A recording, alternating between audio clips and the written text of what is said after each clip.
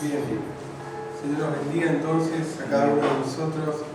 Damos la bienvenida no solamente a los hermanos presentes, sino también a los muchos hermanos que siguen el canal, que siguen la palabra, que son tantos, realmente son tantos, se van sumando tantos.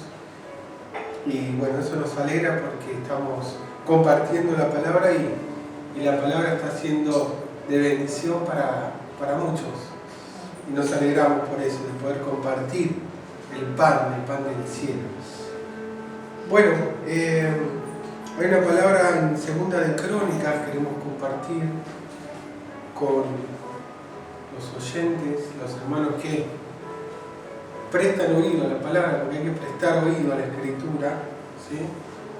Y el Espíritu habla. De hecho dice que tiene oídos para oír, oiga, ¿no? Lo que el Espíritu dice, habla a las iglesias. Entonces, hay mucho pueblo de Dios que todavía, a pesar de la apostasía, a pesar de la perdición, de la situación en la que el mundo se encuentra, hay muchos de nosotros que todavía seguimos prestando oído a la palabra. Entonces dice el segundo libro de Crónicas, Segunda Crónicas, capítulo 20, versículo 1, dice que pasadas estas cosas aconteció que los hijos de Moab y de Amón, y con ellos otros de los amonitas, vinieron contra Josafat a la guerra. Y acudieron algunos y dieron aviso a Josafat diciendo: contra ti viene una gran multitud del otro lado del mar y de Siria, y aquí están en Hasezón Tamar, que es en Gad. Entonces él tuvo temor, y Josafat humilló su rostro para consultar a Jehová, e hizo pregonar ayuno a todo Judá. Y se reunieron los de Judá para pedir socorro a Jehová, y también de todas las ciudades de Judá vinieron a pedir ayuda a Jehová. Entonces Josafat se puso en pie en la asamblea de Judá y de Jerusalén, en la casa de Jehová, delante del atrio nuevo, y dijo: Jehová, Dios de nuestros padres, ¿no eres tú Dios de los cielos y tienes dominio sobre todos los reinos de las naciones? ¿No está en tu mano tal fuerza y poder que no hay quien te resista? Dios nuestro, ¿no echaste tú los moradores de esta tierra delante de tu pueblo Israel y la diste a la descendencia de Abraham tu amigo para siempre? Versículo 8. Y ellos han habitado en ella y te han edificado en ella santuario a tu nombre, diciendo: si mal viniere sobre nosotros, o espada, o castigo, o pestilencia, o hambre, nos presentaremos delante de esta casa y delante de ti, porque tu nombre está en esta casa. Y a causa de nuestras tribulaciones clamaremos a ti, y tú nos oirás y salvarás. Ahora pues, he aquí los hijos de Amón y de Moab y de los del monte de Seir, a cuya tierra no quisiste que pasase Israel cuando venía de la tierra de Egipto, sino que se apartase de ellos y no lo destruyese. He aquí ellos nos dan el pago, viniendo a arrojarnos de la heredad que tú nos diste en posesión. Oh Dios nuestro, ¿no lo juzgarás tú? Porque en nosotros no hay fuerza contra tan grande multitud que viene contra nosotros, y no sabemos qué hacer, y a ti volvemos nuestros ojos. Y todo Judá estaba en pie delante de Jehová, con sus niños y sus mujeres y sus hijos. Y estaba allí Jaasiel, hijo de Zacarías, hijo de Benaía, hijo de Jehiel, hijo de Matanías, levita de los hijos de Asaf, sobre el cual vino el Espíritu de Jehová en medio de la reunión. Y dijo: oíd Judá todo, y vosotros moradores de Jerusalén, y tú, rey Josafat, Jehová os dice así: no temáis ni os amedrentéis delante de esta multitud tan grande, porque no es vuestra la guerra, sino de Dios. Mañana descenderéis contra ellos, y aquí que ellos subirán por la cuesta de Cis, y los hallaréis junto al arroyo antes del desierto de Jeruel. No habrá para que peleéis vosotros en este caso, paraos, estad quietos y ved la salvación de Jehová con vosotros. Oh Judá y Jerusalén, no temáis ni desmayéis, salid mañana contra ellos, porque Jehová estará con vosotros. Entonces Josafat se inclinó rostro a tierra, y asimismo todo Judá y los moradores de Jerusalén se postraron delante de Jehová y adoraron a Jehová. Y se levantaron los levitas de los hijos de Coat y de los hijos de Coré para alabar a Jehová, el Dios de Israel, con fuerte y alta voz. Entonces notamos cómo lo tenemos a Josafat. Josafat había decidido alinearse a la palabra, alinearse a la ley de Moisés, a todo lo que ellos tenían como palabra, la palabra de los profetas, los salmos, ¿sí? Y él se alinea, ¿sí? Se alinea al propósito, a la voluntad del Señor, al hacer las cosas según lo que está escrito en la palabra. Y estaba todo bien, la bendición de Dios no le faltaba, pero en un momento, dice la Escritura, que después de haber celebrado la Pascua y de haber hecho todo lo correcto, todo lo agradable, dice que pasadas estas cosas aconteció que los hijos de Moab y de Amón, y con ellos otros de los amonitas, vinieron contra Josafat a la guerra. Dice que en realidad estos reyes, estos ejércitos, más que nada estos reyes, se habían juntado contra Josafat. O sea, no dice la Escritura, al menos aquí no encontramos que ellos se hayan decidido a querer destruir Israel o a querer arrojar a Israel de su tierra, sino que la Escritura es muy clara. Por eso para nosotros es importante leer la palabra y prestar atención a cómo está escrito y no imaginarse nada, sino leer. Dice la Escritura que vinieron contra Josafat. Entonces tenemos que entender que el problema que estos hombres, estos reyes tenían, no era contra nadie más que contra Josafat, ¿sí? Como hemos visto también hace unos minutos la historia de Job, que el problema que el diablo tenía era con Job, no era con nadie más, o sea, era con Job. El problema del diablo quería apuntar a uno y sobre ese uno afectar al resto, que era la familia, los bienes y así sucesivamente. En este caso lo que vemos es que estos reyes, estas tres naciones, se habían confabulado contra Josafat, contra un hombre que era rey de Judá, que era rey de Jerusalén, que era de la línea de David, que era descendiente de David, y que seguramente a través de la descendencia de Josafat en el futuro iba a venir la descendencia del Mesías, porque el Mesías viene de esa línea de David, y este hombre era descendiente de David. Y se la agarran con él.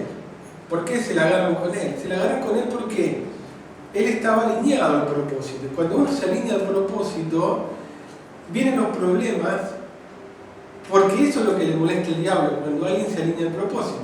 Cuando uno no se alinea al propósito, parece que a esos creyentes, entre comillas, todo les sale bien y no tienen ningún problema.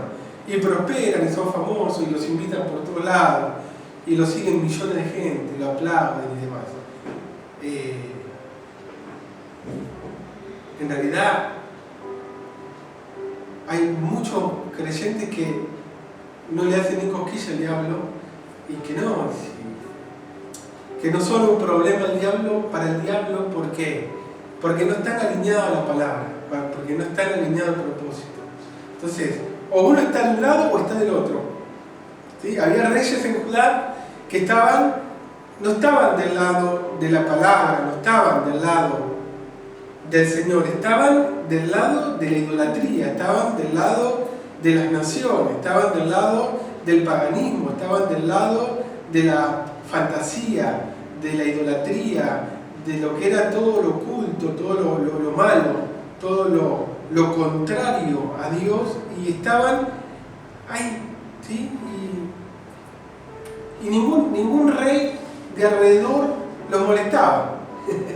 Nadie los invadía, nadie los tocaba. Dice que era Dios mismo que le mandaba los ejércitos de lejos para castigarlos a esos reyes. Pero porque Dios los inducía a esos reyes a atacarlos, porque ningún rey tomaba la iniciativa de molestarlos porque estaban en el mismo espíritu, estaban en la misma sintonía, digamos así. En cambio, estos reyes de acá les molestaba a Josafat. No lo querían porque ellos estaban en su idolatría, estaban en su paganismo, y les molestaba que hubiese un rey como Josafat que se ocupara de poner las cosas en orden y de sacar todo lo que no servía. Y se juntan estos tres reyes contra Josafat. Josafat tuvo temor, era lógico el temor porque somos personas y tenemos temor, ¿sí?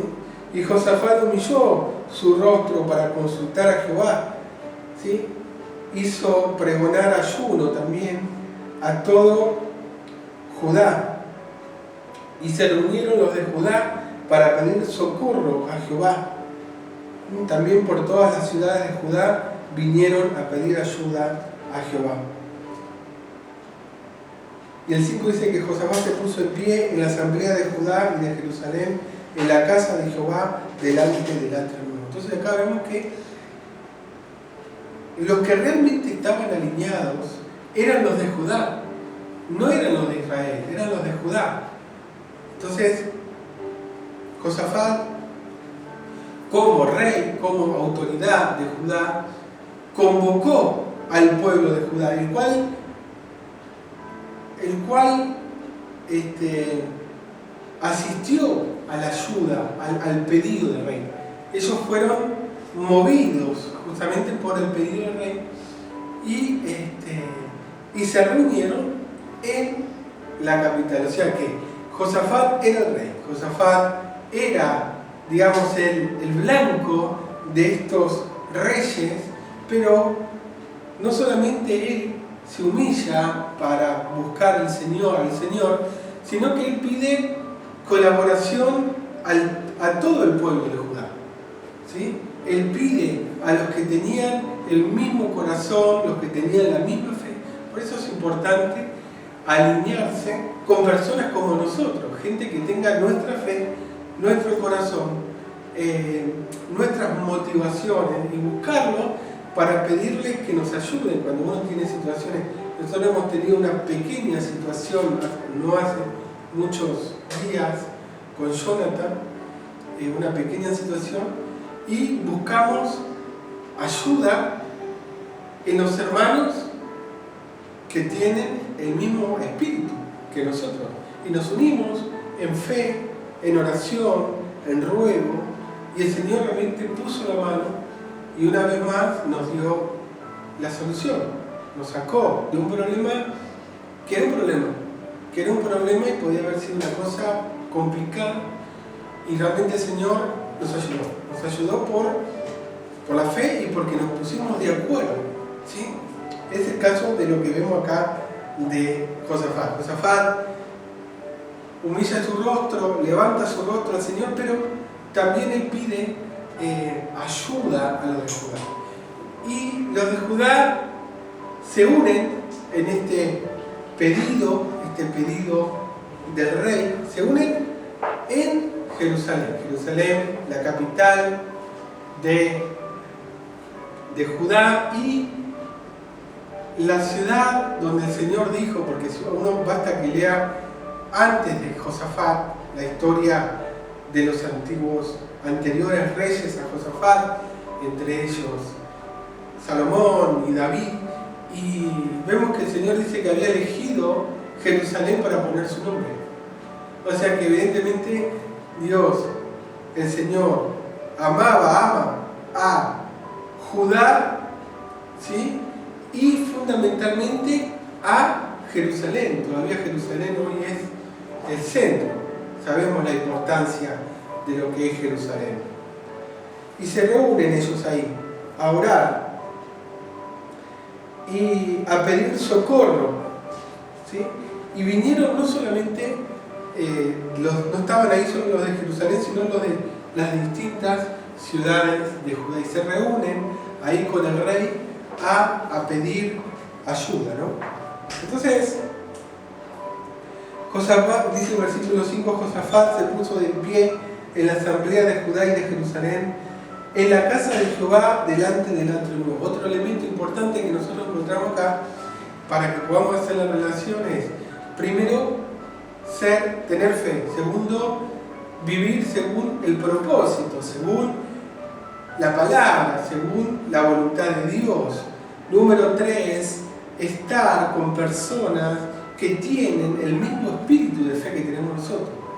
Y número 4, acá encontramos el templo. El templo, ellos no solamente estaban en Judá, estaban en Jerusalén, y en Jerusalén en el templo, o sea, en la casa de Dios. O sea, ellos estaban completos, estaban en el territorio de Judá, que era una parte del territorio de Israel que el Señor había como protegido, como que había decidido poner su palabra, poner su presencia en lo que era Judá, porque sabemos que hay una separación entre Judá, había una separación entre Judá, ¿sí?, e Israel. Judá se mantuvo siempre leal al Señor, a la palabra, mientras que Israel no. Israel continuamente se iba detrás de los otros dioses, pero Judá no.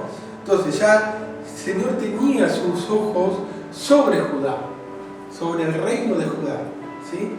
Y tenía sus ojos sobre, en este caso, Josafat, que era un rey que había decidido alinearse a la palabra, que es importante, a la palabra, ¿sí? Entonces tenemos Judá, tenemos a Josafat, tenemos también a Jerusalén, que, como dijimos, fue la ciudad, es la ciudad que el Señor eligió para poner allí su nombre. Ya, Jerusalén, mismo Jesús dijo, Jerusalén, Jerusalén, ¿cuántas veces, no? Quise juntarte como la gallina junta su pollito y no quisiste, sino que tus hijos ahora serán dispersos, los hijos de Jerusalén. Eso lo estaba leyendo en el Evangelio de Mateo. Evidentemente que la ciudad de Jerusalén es la ciudad del gran rey, ¿sí? Entonces ellos no solamente estaban en Judá, no solamente estaban en Jerusalén, sino que la convocatoria del rey, en este caso Josafat, fue en el templo que era la casa del Señor, ¿sí? Como nosotros tenemos un lugar físico donde congregarnos, ellos tenían el templo donde el Señor había mandado su gloria. Nosotros también tenemos congregaciones donde es importante y fundamental congregarnos. De hecho, la Escritura nos enseña que en hebreo que tenemos que congregarnos, hay que congregarse. Si no hay que dejar de congregarse, sino que hay que congregarse siempre. La congregación es un lugar importante donde el Señor bendice, ¿sí? Entonces ellos se reúnen ahí en el templo de Jehová, dice la Escritura, y dice, el versículo 5 dice eso, y dice también el versículo 6, dijo Jehová, Dios de nuestros padres, ¿no eres tú Dios de los cielos y tienes dominio sobre todos los reinos de las naciones? ¿No está en tu mano tal fuerza y poder que no hay quien te resista? Entonces acá en este versículo 6 notamos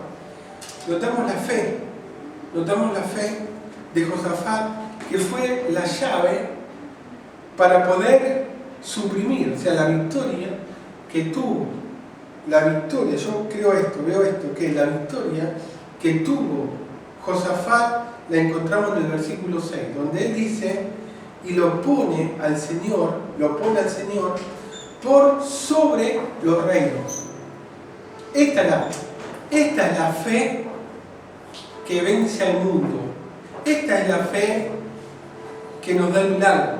Cuando uno pone al Señor por sobre las circunstancias.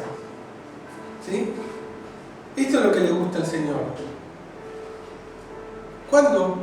Esto yo lo estaba experimentando en estos días que tuvimos esta situación con Jonathan, me mostraba el Señor, que el secreto de la bendición es cuando uno logra ver el poder de Dios sobre el problema. El problema puede ser terrible, el problema puede ser inmenso, el problema puede ser grave, pero cuando uno logra por la fe ver que Dios, el Señor, es mayor, es como que esa fe encapsula, por decirlo así, el problema. O sea, todo ese problema viene encapsulado por nuestra declaración y nuestra convicción de que el Señor es poderoso, ¿sí?, para resolver ese problema y que está por sobre ese problema. Eso es lo que me mostraba el Señor. Cuando, por ejemplo, a Jesús venía la gente, por ejemplo, Bartimeo que decía, Jesús, hijo de David, ten misericordia de mí. Entonces lo que estaba haciendo Bartimeo, estaba reconociendo que Jesús era el hijo de David. Estaba reconociendo y lo estaba confesando. Y estaba haciendo una declaración escritural de Jesús. Y Jesús, por esa declaración y por esa fe, le dice, ¿qué quieres que te haga? Y él le dice que recobre la vista. Y él recobra la vista simplemente por haber reconocido y haber creído que Jesús es el hijo de David. ¿Se entiende lo que estoy diciendo? Otro ejemplo, cuando la mujer sirofenicia, que no era del pueblo de Israel, que era de Sidón, de Tiro, de la zona de lo que sería hoy el Líbano, le dice, Señor, ten misericordia de mí. ¿Sí? Entonces ya Jesús se da cuenta que esa mujer está fuera del pacto, ¿sí?, que él no está autorizado en ese momento para asistirla, porque él dijo, no soy enviado sino a las ovejas perdidas de Israel. Entonces la mujer esta tenía todo en contra, pero esta mujer tenía una fe tan clara de la persona de Jesús, tan clara, que ella sabía que Jesús podía y tenía la autoridad para resolver el problema. Y es como que Jesús quería, ¿sí?, y a la vez, entre comillas, no podía darle el milagro. Sí quería, pero no estaba autorizado, digamos así, porque él dice, no soy mi enviado, sino solamente las ovejas perdidas de Israel.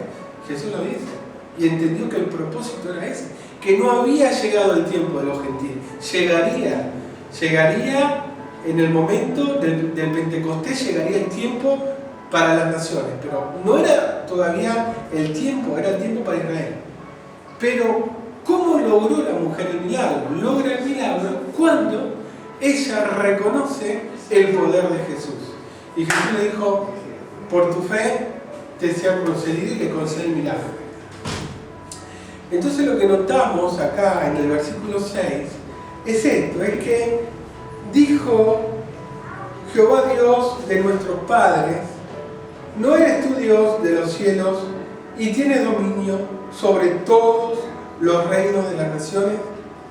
¿No está en tu mano tal fuerza y poder que no hay quien te resista? Entonces es como que acá vemos como Josafat lo pone al Señor, lo pone por sobre la autoridad de las naciones y hace una doble declaración. Primera declaración. Jehová Dios de nuestros padres. ¿No eres tú Dios en los cielos y tienes dominio sobre todos los reinos? Primera declaración. Le dice, ¿no tienes tú dominio sobre todos los reinos de las naciones? Número 1. Segunda declaración. Dice, no está en tu mano tal fuerza y poder que no hay quien te resista. Entonces está diciendo dos cosas. Número 1. Vos estás por sobre la autoridad y el poder de las naciones. Y número 2, no hay nadie que se pueda enfrentar con vos. No es que él se presenta, Josafat, para querer él defenderse en contra de un ejército tan grande, sino que él se pone bajo la cobertura y le dice, Señor, protégenos vos. ¿Sí? Entonces lo que hace Josafat, en realidad con esta declaración del versículo 6, es encapsular todo ese poder, toda esa autoridad, toda esa maldad, toda ese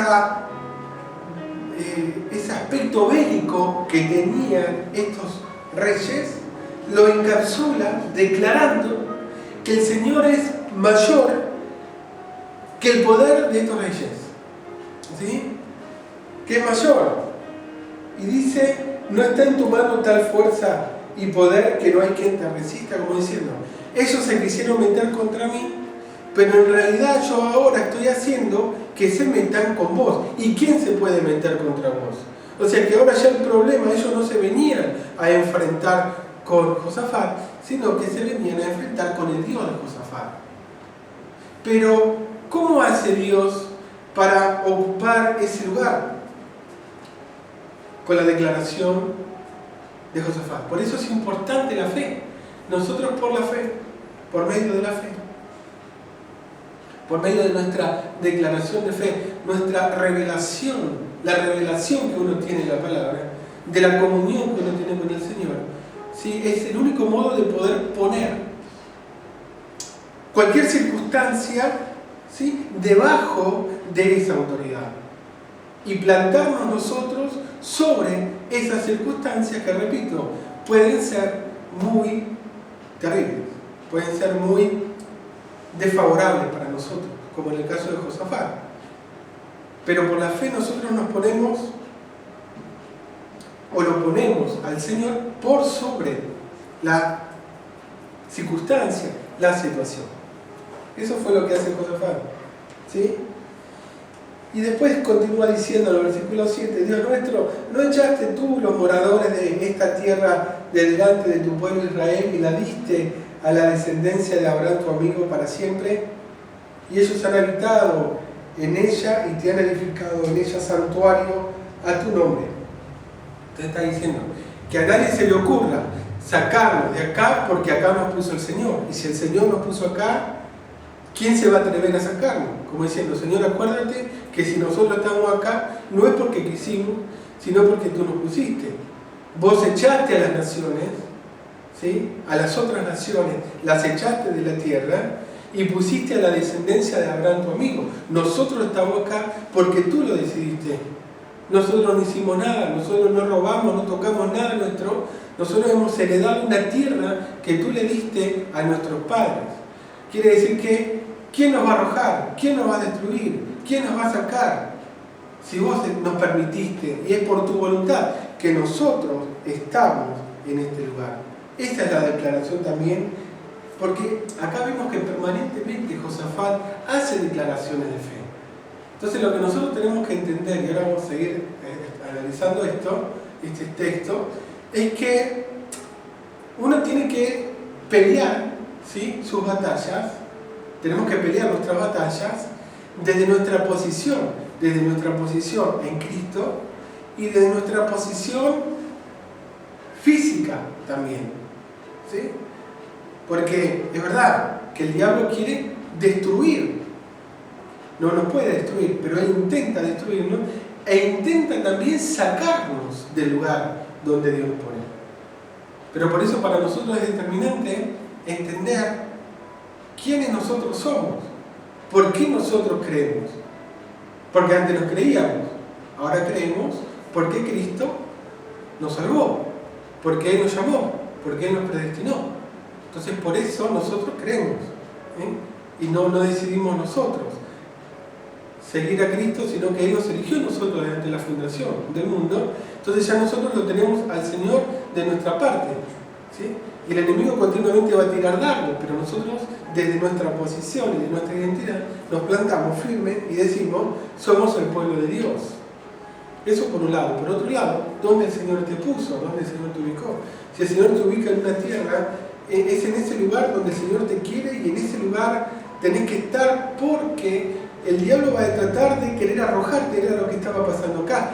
Estos enemigos querían empujar a Israel del territorio, exterminarlo, sacarlo y reconquistar esa tierra, pero en realidad esa tierra Dios se la había dado a ellos.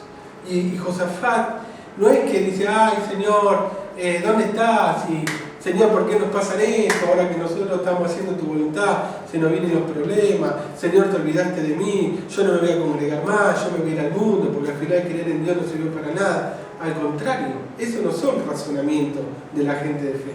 La gente de fe no dice eso. La gente de fe dice, no, pero yo tengo que luchar por lo que Dios me dio a mí. Si Dios está conmigo, ¿sí? El diablo se levanta, pero está bajo mis pies. Si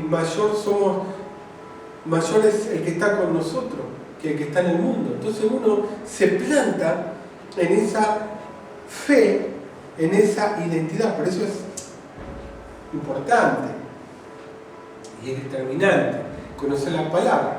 Porque si uno no conoce la Biblia, evidentemente que las corrientes te van llevando, te van empujando, te van tratando de decir, no, pero deja, no te congregues, seguí el culto por online. ¿Para qué va a ir al culto? Encima te piden plata.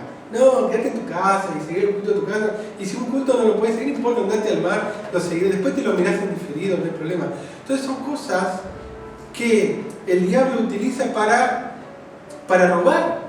Entonces uno dice, no, si hoy es el domingo, es el día del Señor, hoy es el culto, yo no voy a ir al mar el domingo, iré otro día, iré el lunes, iré el viernes, iré el sábado, iré el domingo de la mañana, un pedacito de la mañana, pero el domingo yo tengo el culto y me voy al culto, no voy a saltar el culto porque yo me tengo que congregar. ¿Sí? Entonces lo que nosotros vemos es que Josafat continuamente le estaba trayendo a memoria al Señor la palabra, lo que él había dicho, no lo que Josafat quería o lo que él se imaginaba o lo que él esperaba, sino lo que Dios había decidido, lo que el Señor había establecido. ¿Sí? Y le dice eso: Señor, vos nos diste esta tierra, ¿sí? Nosotros estamos acá por tu voluntad. ¿Quién nos va a correr de acá? Si vos nos pusiste. Ellos pueden intentar, ellos pueden decir, pueden argumentar, nos pueden amenazar. Pero Señor, si vos nos pusiste acá, el único que nos puede sacar en todo caso de este lugar sos vos. Ellos no nos van a sacar de acá. Y dice otra cosa más. Por eso yo les digo que estoy notando en este relato tanta fe que tenía Josafat sobre la base de lo que estaba escrito, de lo que Dios decía. ¿Sí? El versículo 7 dice: y ellos, dice, han habitado en esta tierra y te han edificado en ella santuario a tu nombre, diciendo. Ellos no solamente han habitado acá, ¿sí?, desde antiguas generaciones, sino que con tanto amor y con tanta fe han determinado edificarte un santuario, que fue el corazón que tuvo David para construirle el templo al Señor, ¿sí?, y que después al final lo pudo concretizar Salomón. Y dice, miren qué interesante, y ellos han habitado, versículo 8, segunda de Crónicas 28, y ellos han habitado en ella y te han edificado en ella santuario a tu nombre, diciendo, han edificado santuario a tu nombre, diciendo, si mal viniere sobre nosotros, o espada, o castigo, o pestilencia, o hambre, nos presentaremos delante de esta casa y delante de ti, porque tu nombre está en esta casa, y a causa de nuestras tribulaciones clamaremos a ti, y tú nos oirás y salvarás. Entonces, de nuevo, Josafat trae a memoria otra promesa. Primero declara el poder de Dios sobre todas las naciones. Después declara el pacto del Señor con Abraham y su descendencia. Después hace mención del templo y lo que Salomón declara cuando le dice: Señor, si tu pueblo Israel pecare contra ti y fueran a la guerra, fueran dispersos, si tu pueblo se humilla y en esta casa te piden perdón, acuérdate, Señor, y restáuralos. Entonces de nuevo Josafat se prende, ¿sí? Extiende la mano a una promesa, extiende la mano a una promesa y dice, ¿sí? No dice que lo dijo Salomón, pero fue Salomón el que lo dijo: si mal viniere sobre nosotros, o espada, o castigo, o pestilencia, o hambre, nos presentaremos delante de esta casa y delante de ti, porque tu nombre está en esta casa, y a causa de nuestras tribulaciones clamaremos a ti, y tú nos oirás y salvarás. Está diciendo, hecho mano, ¿sí? Tomo el beneficio, ¿sí?, que nos dejó Salomón. Porque Salomón dejó esa puerta abierta. Dejó en el mundo espiritual, en la esfera del espíritu, en las esferas celestiales, dejó esa puerta, por la fe por supuesto, ¿no? Esa puerta abierta, como diciendo, todo lo que te pidamos en esta casa va a llegar a tu presencia. Todo lo que se invoque a tu nombre desde esta casa, ¿sí?, va a subir a tu presencia. Entonces yo, dice, me presento delante de ti desde esta casa a pedirte socorro contra estos delincuentes, contra estos caretinos que se están levantando en contra de mí como el rey y en contra de mi pueblo y en contra de Jerusalén. Desde esta casa, como nos dejó establecido el rey Salomón, que fue un rey alineado al propósito.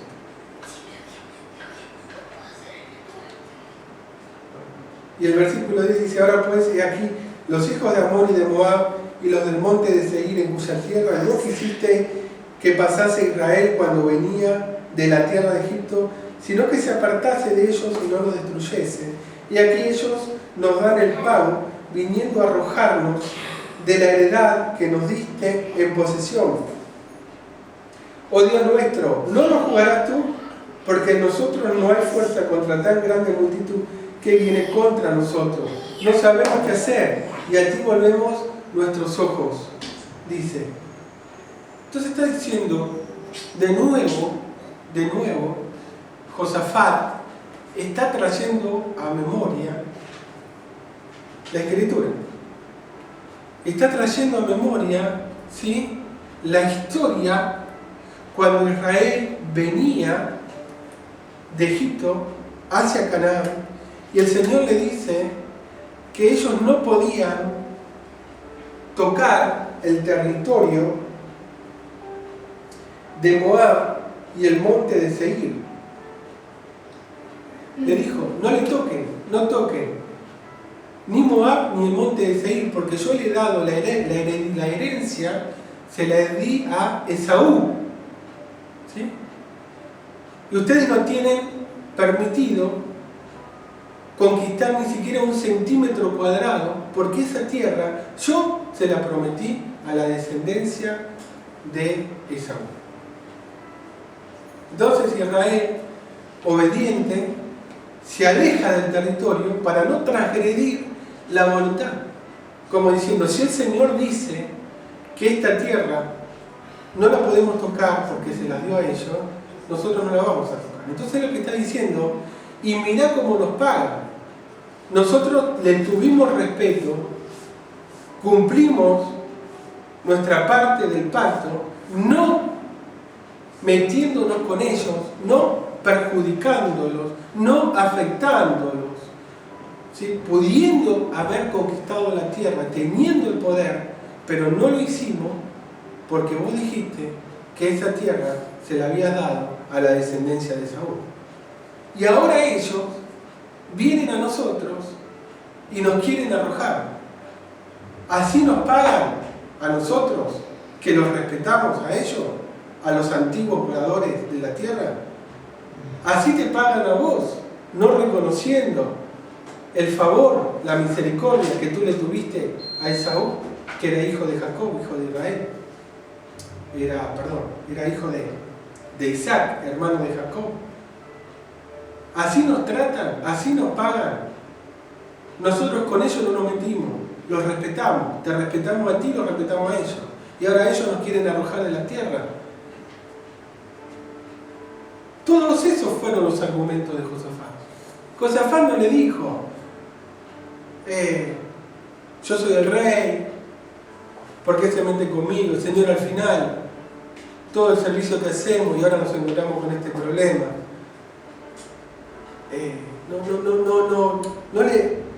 Josafat no se impuso contra el Señor,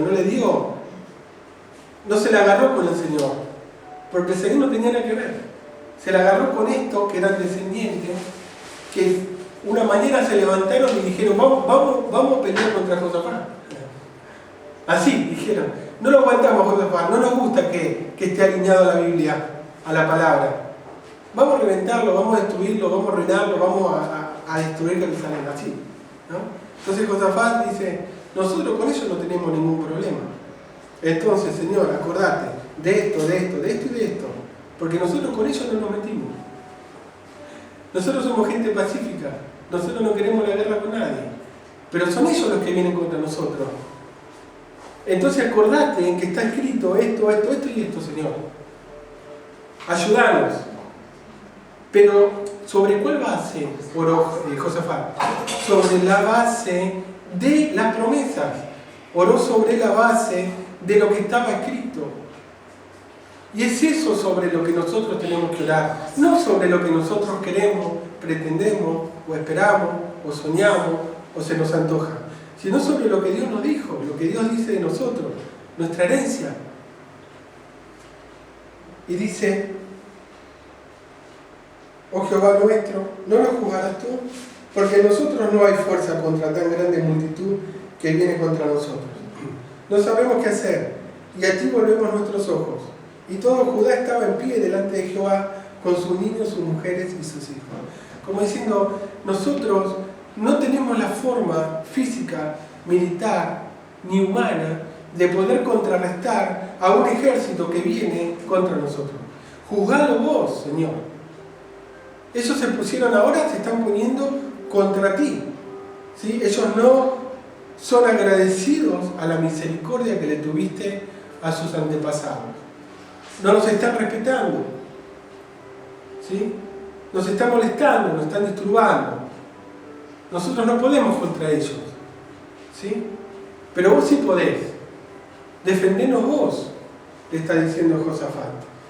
Y es linda esta figura del versículo 13 que dice, y todo Judá estaba en pie delante de Jehová con sus niños y sus mujeres y sus hijos. Como que el Señor miraba a Judá, miraba a las mujeres, miraba a los bebitos, miraba a los niños y decía, yo tengo que amparar a mi hijo, a Judá, lo tengo que amparar, porque ellos son inocentes, ellos son herederos de la tierra y no tienen fuerza, y sale el poderoso Dios de Israel, ¿sí?, a ponerse entre Judá, representado por un rey, alineado a la palabra, por un pueblo, alineado a la palabra por un pueblo humano, porque acá vemos mujeres, vemos niños, vemos bebés, vemos todo el pueblo, y se pone el Señor ahí delante de ellos y delante, en el medio, entre ellos y los enemigos, estos tres enemigos. Se pone el Señor ahí. Y la última parte del mensaje nos enseña en el versículo 14 que estaba allí Jaasiel, que era hijo de Zacarías, hijo de Benaía, hijo de Jehiel, hijo de Matanías. Era un levita de los hijos de Asaf. Los hijos de Asaf eran una estirpe, era una familia que se ocupaba de la alabanza, se ocupaban de la adoración. Asaf, Jedutum, David, por supuesto, se ocupaban de lo que era la alabanza, la adoración, la alabanza profética. Bueno, este hombre, Jaasiel, era hijo de Asaf, descendiente de Asaf. ¿Sí? Dice, sobre el cual vino el Espíritu de Jehová en medio de la reunión. Entonces acá también vemos cómo el Espíritu del Señor ya estaba presente. Uno piensa que el Espíritu de Dios se manifestó desde Pentecostés, pero lo vemos al Espíritu de Dios en esta historia venir sobre este hombre, este muchacho Jaasiel, que era de la descendencia de Asaf. Viene el Espíritu de Jehová en medio de la reunión, porque en realidad el asunto era de interés del Señor, ¿sí? En medio de la reunión, había una reunión ahí, ¿sí? Y viene el Espíritu de Dios. O sea, no es que el Señor, ellos dijeron, ¿nos habrá escuchado Dios? ¿Nos habrá oído el Señor? ¿Habrá recibido nuestra oración? El Señor no solamente le había oído, sino que desciende el Señor. Así como descendía en los altares cuando mandaba fuego, esa era la prueba de que el Señor estaba aprobando, estaba aceptando el sacrificio. ¿Sí? Viene el Espíritu de Dios y viene una palabra profética que dice: oíd Judá todo, y vosotros moradores de Jerusalén, y tú, rey Josafat. Jehová os dice así: no temáis ni os amedrentéis delante de esta multitud tan grande, porque no es vuestra la guerra, sino de Dios. Entonces la palabra viene para, número uno, para Judá. Hemos dicho que Judá era el reino, era la tribu sobre la cual el Señor había depositado algo especial. Jesús viene de la tribu de Judá. ¿Sí? La tribu de Judá tiene que ver con la palabra de Dios. ¿Sí? Entonces la palabra viene para Judá, viene para los moradores de Jerusalén. O sea, también ya ahí estamos viendo otra cosa, porque uno puede morar espiritualmente en lo que sería simbólicamente en Judá, que es en el propósito. Habitar en Jerusalén es habitar en la palabra. Hay muchos creyentes, hermanos, que temen al Señor, que se apartan, tratan de apartarse del mal, pero les falta la riqueza y contenido de la palabra. Entonces hay gente que vive en un sentido figurativo en Judá, que al Señor le gusta eso. Cuando uno es temeroso, cuando uno ciertas cosas no las hace, se mantiene separado, ¿sí? Se abstiene del mal. Eso es como habitar en Judá. Pero habitar en Jerusalén es habitar en el conocimiento de la palabra. Por eso es importante habitar en Judá, en Jerusalén. Aparte de habitar en Judá, habitar en Jerusalén. Y dice: oí Judá todo, y vosotros moradores de Jerusalén, y tú, rey Josafat. Porque al final todo este problema había surgido porque se le habían agarrado con Josafat. Entonces Dios le manda primero la palabra a los moradores de Judá, primero para Judá, a ustedes, que son mi pueblo, ustedes que han orado, ustedes que se han movido de sus ciudades a Jerusalén. Después le habla a los que vivían siempre en Jerusalén, moradores de Jerusalén, y después le habla, al último, le habla al rey Josafat. Y le da una palabra. Y le dice: no temáis ni os amedrentéis delante de esta multitud tan grande, porque no es vuestra la guerra, sino de Dios. Entonces ahí Josafat logra, y Judá y los moradores de Jerusalén, son tres elementos.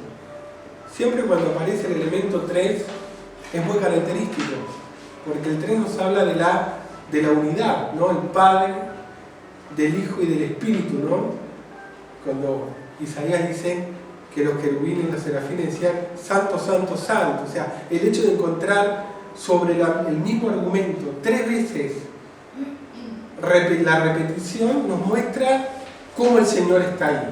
Entonces ahí tenemos, o sea, los moradores de Judá, tenemos a los moradores de Jerusalén y lo tenemos al rey Josafat. 3. Y le dice no tengan temor, ni tengan miedo delante de esta multitud, porque no es vuestra la guerra, sino mía. Entonces, ahí vence la fe y la oración, la fe de Josafat y de Judá y de Jerusalén. Porque Josafat es el que empieza a declarar, pero seguramente los de Judá y los de Jerusalén habrán añadido a las oraciones de Josafat tantos elementos. Porque acá vemos que, por ejemplo, Josafat hace referencia a algunos elementos, como por ejemplo que el Señor está sobre todos los reinos, hace referencia a la descendencia de Abraham que le había dado la tierra, hace referencia al templo, hace referencia a la oración que hizo Salomón, hace referencia a algunos aspectos. Pero seguramente los de Judá y más aún los de Jerusalén habrán hecho referencia a las promesas. Entonces como que continuamente el Señor estaba recibiendo y le venía a la memoria, ¿sí?, todo lo que Dios mismo había dicho. Y que ellos se recordaban y le estaban diciendo, acordate, por ejemplo, me imagino, ¿no? No lo dice la Escritura, esto me lo imagino yo, que alguno le decía, acordate, Señor, la historia de David en la era del Jebuseo. ¿Te acordás, Señor, cuando vos dijiste que el sacrificio del rey David lo haga ahí? ¿Te acordás que a otro habrá dicho, te acordás a propósito de esa historia, Señor, te acordás que David dijo, en este lugar voy a edificar el templo? Y otro le habrá dicho, te acordás, Señor, esto, y te acordás, Señor, de aquello. Y nosotros nos acordamos porque leímos en la Biblia que vos hiciste esto, y que vos hiciste aquello, y que vos hiciste lo otro, y que vos has destruido Jericó. Y nos acordamos de esto, y nos acordamos de Gedeón, y nos acordamos de esto, y nos acordamos de eso. O sea, como que cada uno seguramente le recordaba al Señor, ¿no? Señor, si vos le diste la victoria a Gedeón y le diste la victoria a Sansón, Señor, vos nos vas a dar la victoria a nosotros. Entonces como que el Señor empieza a recibir todas esas palabras de fe del pueblo y le dice, bueno, un mensaje para los moradores de Judá, un mensaje para los moradores de Jerusalén y un mensaje también para el rey Josafat. ¿Sí? Y le dice, quédense tranquilos, yo me voy a ocupar de esta situación. Ustedes no tienen que pelear esta guerra ahora. Si me la van a hacer, me la van a hacer a mí. No la van a hacer ni contra Josafat, no la van a hacer ni contra Judá, ni la van a hacer contra Jerusalén. No, me la van a hacer contra mí. Así que ustedes, relájense, distiéndanse, que entro yo ahora en acción, en contra de los que los quieren molestar y disturbar a ustedes. Cuando uno está alineado, el mensaje, estoy casi terminando, el punto es este, cuando uno está alineado al propósito, tiene que estar tranquilo. Uno tiene que estar intranquilo cuando uno está alineado, cuando uno está en el mundo, cuando uno está en la pavada, cuando uno está en la carne, cuando uno está en el mundo, cuando uno está detrás del dinero. Ahí uno se tiene que preocupar porque el Señor queda afuera. Pero cuando uno está en el propósito, tiene que estar tranquilo aunque vengan los problemas, porque no es que los problemas no van a venir. Jesús dijo, en el mundo tendréis aflicción, pero confiad que yo vencí al mundo. Entonces nosotros problemas siempre vamos a tener, pero el Señor nos promete que si estamos con Él, Él va a tomar nuestro problema y se va a ocupar. Y fue lo que pasó acá. El Señor le dijo, quédense tranquilos, no temáis, ni os amedrentéis delante de esta multitud tan grande, porque no es vuestra la guerra, sino la de Dios. Esa fue la palabra.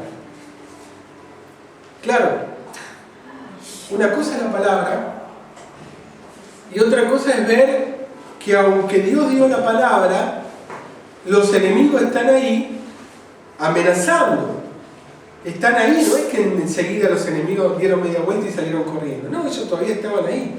Pero ellos se agarraron a la promesa y dijeron, si el Señor nos prometió que nos va a ayudar, nos va a ayudar. ¿Y cómo termina la historia? Y el Señor les da la estrategia. Esta es la última parte. 3 versículos y terminamos. Mañana descenderéis contra ellos. He aquí que ellos subirán por la cuesta de Cis y los hallaréis junto al arroyo antes del desierto de Juruel. Ya el Señor estaba mirando lo que iba a pasar al otro día. ¿Sí? Miren lo que dice. Mañana descenderéis contra ellos, y aquí que ellos subirán por la cuesta de Cis y los hallaréis junto al arroyo antes del desierto de Juruel. Ya el Señor ya sabía lo que iba a pasar el día siguiente. Ese es nuestro problema, que nosotros no sabemos qué va a pasar mañana. Pero Dios ya le estaba hablando de lo que iba a pasar hoy es domingo. Le estaba diciendo lo que iba a pasar el lunes. Porque ya el Señor estaba viendo el lunes.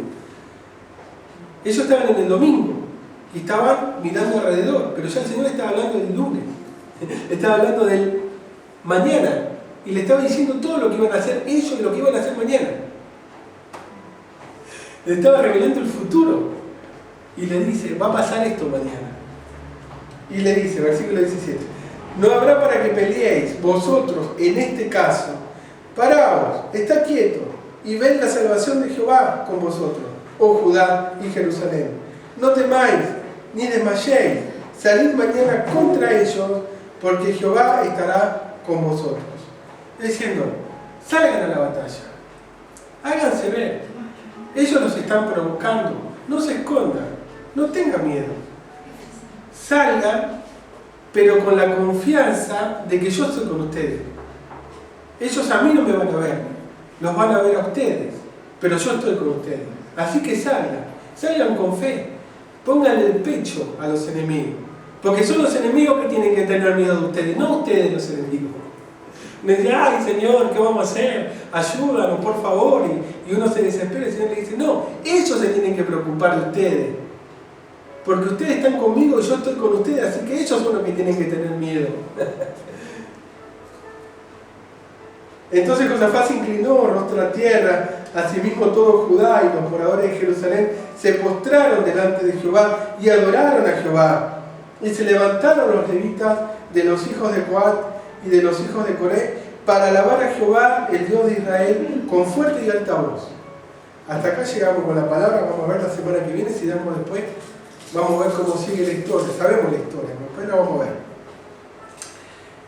Entonces ellos dicen, ya cambian la perspectiva, ya no estaban más tristes, llorando, preocupados, humillados, angustiados, sino que ya ahora ellos ven las circunstancias desde otra perspectiva, que el Señor había escuchado la oración, que había tomado control de la situación, que al otro día ellos iban a vencer, porque el Señor les había dado una palabra que los iba a ayudar. Entonces ellos se levantan y dicen, dejemos de orar, dejemos de llorar, dejemos de lamentarnos, dejemos de cuestionarnos, vamos a alabar al Señor, porque Él nos prometió que mañana nos va a dar la victoria. Y se pusieron a cantar.